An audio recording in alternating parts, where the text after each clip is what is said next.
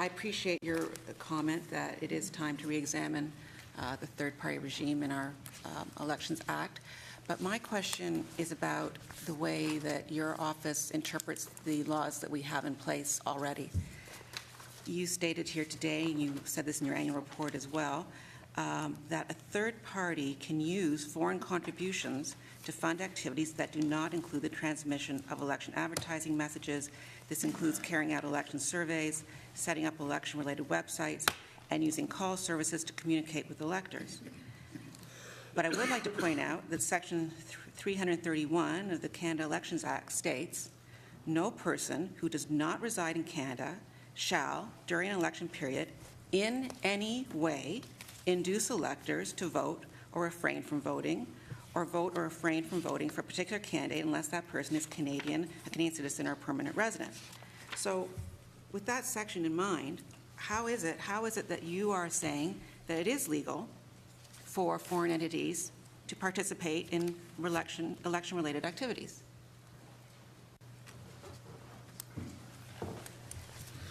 In order to be a third party, which may play a role in the context of an electoral campaign, the third party has to have links with Canada.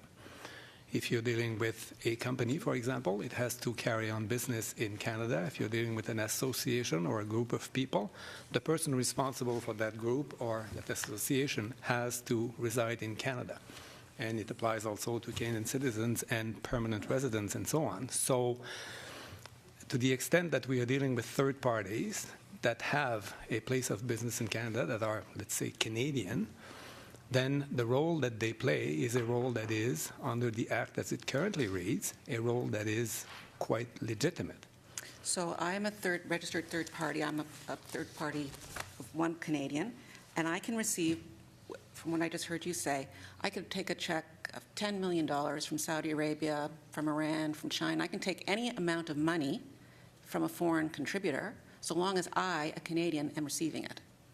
The legislation as it reads now looks at contributions received by a third party within a period of 6 months before the drop of the writ to the end of the electoral campaign. So that is the period during which contributions that are received by a third party will be regulated.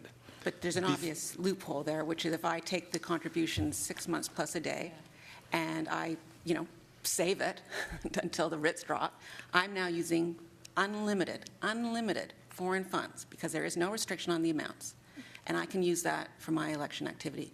Then, if the money was received before the 6 months, it comes mingled into the funds of the third party, and then the third party, under the regime as we have it now, is free to use that money. Wow. Do you not think Canadians would be really alarmed to understand what you just said, that in fact, except for this kind of technicality that you have to take the money 6 months before the election, and we have fixed election dates now, so that's not difficult to figure out. So long as you receive that money 6 months plus a day before the election, you can receive unlimited amounts of foreign money from any source around the world to use in an election. Sorry. What I would say, Senator Frum, is I go back to my opening remarks, which is that issues of significance have been raised.